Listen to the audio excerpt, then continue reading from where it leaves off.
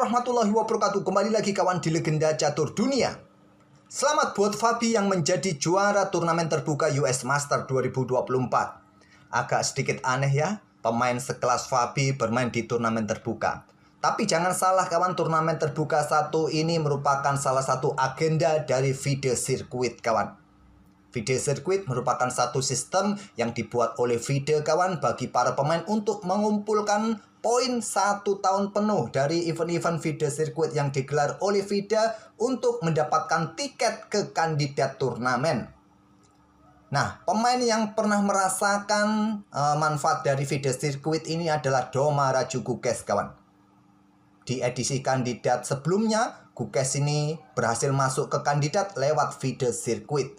Dia bersaing dengan Wesley So saat itu kawan, ataupun Fabiano Caruana sendiri. Tapi Fabiano Caruana masuk ke kandidat tahun sebelumnya lewat rating ya. Nah, sekarang ada kesempatan buat Fabi mengumpulkan FIDE Circuit point dan juga lewat rating kawan, karena Fabi ini juga posisi ratingnya bagus di bawah Magnus Carlsen kawan. Di live rating sekarang dia mempunyai 2808. Di posisi ketiga ada Hikaru Nakamura. Kalau di FIDE rating sudah merilis juga 1 Desember kawan, Magnus masih menempati posisi teratas ya dengan 2831. Puncaknya Magnus Carlsen pernah menembus angka 2880 sekian kawan. Lupa admin tahun berapa itu. Fabiano Caruana 2805 rating resminya dari FIDE, diikuti Nakamura dan ada Arjun Erigaisi juga di posisi keempat, Gukes di posisi kelima. Oke, itulah kawan sedikit informasi mengenai rating para pemain. Lebih jelasnya kalian langsung saja ke FIDE rating ataupun juga ke 2700chess.com untuk melihat rating-rating para pemain. Nah, Fabi memenangkan US Master 2024 ini dengan 8 poin kawan. Hasil dari 8 kali menang, sempat kalah di game ke-6 oleh Nicolas Theodorou. Nah, kalau kita melihat game-game dari Fabi, game kemenangannya rasanya kok biasa saja ya. Menghadapi pemain yang ya 2200, 2300, 2500. Nggak ada yang 2600 ataupun 2700. Saya rasa biasa. Nah, kita akan lihat bagaimana Fabi ini kok bisa kalah kawan oleh pemain yang jauh di bawahnya. Nicolas Theodorou 2612. Langsung ke papan analisisnya. Fabi Pegang Putih mengawali dengan English opening pion C4, kuda F6 setelah kuda C3, ada pion E5 dan kuda F3 kawan, kuda C6. Permainan 4 kuda dari English opening. Di poin ini saya akan tunjukkan satu jalur yang disukai pemain pos ronda seperti kalian kawan. Paling suka dorong-dorong pion, mumpung mempunyai tempo sergap kuda ini. Ya, kalian bisa dorong pion ini. Kuda G5. Nah, langkah terkuatnya dengan pion C6 kawan. Kuda ambil pion E4, kuda ambil balik, pion D5, pion pukul ambil balik. Nah, kuda mundur ke petak G3, petak C3. Tapi ada jalur yang lain, kalian bisa bermain gambit setelah dorong pion E4, kuda G5. Kalian lanjutkan gambit pion B5. Kalau pion ambil, kalian langsung bisa pertahankan pion pusat. Tapi kalau jika kuda ini yang ambil, pion C6 terlebih dahulu, kuda C3, selepas itu pion D5, pion pukul ambil balik. Dengan bermain gambit kawan, kalian mendapatkan control center yang bagus dengan 2 pion dan juga ruang terbuka di sisi menteri untuk pengembangan para perwira di sisi menteri lebih cepat. Tapi di posisi ini ada satu game kawan yang pernah admin lihat permainannya Parham Magsudi Pegang Putih melawan Abdus Satrob Pegang Hitam kawan. Nah, harusnya langsung caplok pion ini. Parham waktu itu tidak langsung ambil kawan dan Parham kalah oleh Abdus Satrob. Oke, paling umum kawan, kuda C6, permainan 4 kuda dari English opening. Selanjutnya pion A3, yang paling umum pion G3, pion E3, pion D4 kawan. Tapi pion A3 dimainkan oleh Fabi. Bukan hal yang baru, banyak juga yang memainkannya di sini. Bermain jalur sampingan Fabi. Dan ada pion D5, pion pukul, kuda ambil balik, menteri C2, kuda pukul, kuda C3, ambil balik. Kemudian gajah D6 untuk persiapan rokade. Fabi dengan pion G3-nya untuk ya Fiacento, rokade pendek. Rokade, gajah G2. Menteri E7, persiapan bentengnya dikeluarkan ataukah untuk dukungan bagi pion E4-nya?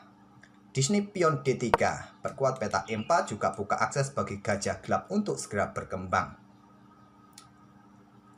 Gajah G4, ada pion H3, Gajah mundur lagi ke D7, selanjutnya rokade pendek. Nah, pion B6 di sini oleh Nicolas Theodorou. Apakah untuk dukungan kuda, baru nanti pion C5 kawan. Fabi dorong pion E4. Kemudian di sini ada pion F6 untuk perkuat posisi pion, tapi harus berhati-hati ya di sini.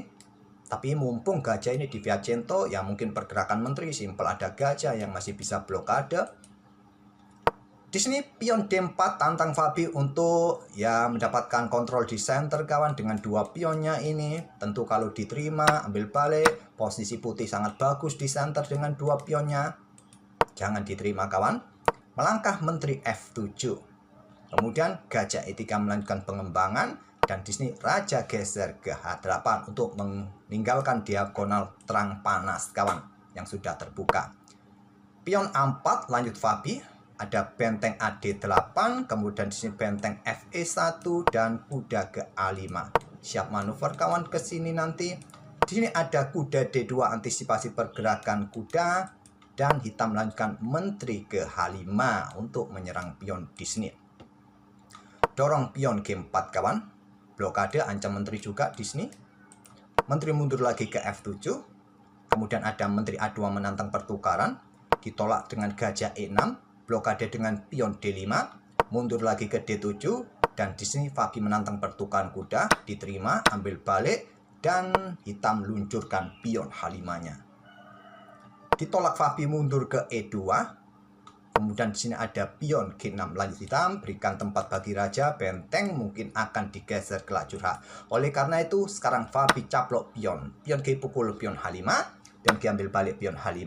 Di sini raja H1 jelas berikan tempat bagi benteng, didahului oleh benteng G8, benteng G1. Kemudian menteri ke H7. Lanjut Nicolas Theodorou. Tetap menekan pion yang di sini, tetap backup pion di sini kawan. Dan juga mungkin berikan tempat bagi perwira nanti juga di lajur G ataupun lajur F. Nah, benteng AF1, benteng angkat naik ke petak G4 cukup bagus idenya kawan.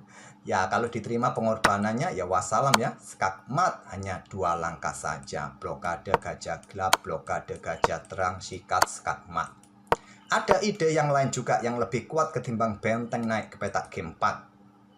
Selepas benteng ini digeser, tidak ada yang menjaga pion kawan. Caplok saja, tak ada masalah juga. Nah, kalian juga nanti bisa berharap kalaupun ada serangan benteng kembali kawan ke petak A1, mundur saja. Kalaupun diambil oleh benteng putih, mungkin inilah yang tidak disukai oleh hitam ya. Nah, kalian bisa angkat benteng ini petak G6 sesegera mungkin juga didobling. Oke kawan, tadi memilih angkat benteng ke G4, tentu pengorbanan ditolaknya. Kemudian pion F3, Fabi salah respon. Ingin mengusir benteng, menciptakan ruang lemah petak G3 kawan. Langkah terbaiknya bisa bermain raja ini ke petak H2 saja. Mungkin nanti benteng ini tarik mundur ke petak G7. Oke, dengan pion F3, tercipta ruang lemah diisi oleh benteng G3. Pion H4 sekarang. Di sini benteng DG8 dobling kawan. Raja naik ke H2. Dan ini langkah yang kurang kuat ya, tapi mau gimana lagi, memang posisi raja ini sudah kurang nyaman. Posisi benteng hitam ini full memberikan pressure di lajur G. Kalau Stockfish menyukai di posisi ini bermain menteri ini ke petak D2 kawan. Atau benteng digeser. Oke, raja H2 pilihan dari Fabi. Menteri E7, langkah terkuat. Memilih menantang pertukaran gajah gelap. Diterima Fabi, ambil balik. Kemudian menteri F2 menyerang pion kawan. Dan menteri ke H6 langkah terkuatnya. Untuk bergerak ke peta F4, persiapan discover kawan. Pergerakan benteng siap bukakan jalan. Ya jelas ya. Kalau menteri ambil pion C5, menteri F4, wassalam sudah. Tinggal 2 langkah bisa skakmat. Mungkin di sini diantisipasi dengan langkah pion F4. Ya untuk menjaga peta F4. Nah, menteri kembali ke peta G6 kawan. Membantu serangan di lajur G ini. Oke, langsung bergerak ke petak G6. Benteng B1 yang kuat. Fabi membuat langkah menunggu dengan pion A5. Dan menteri ke H6 masih mengincar petak F4 merupakan opsi terkuatnya. Memilih dorong pion F5.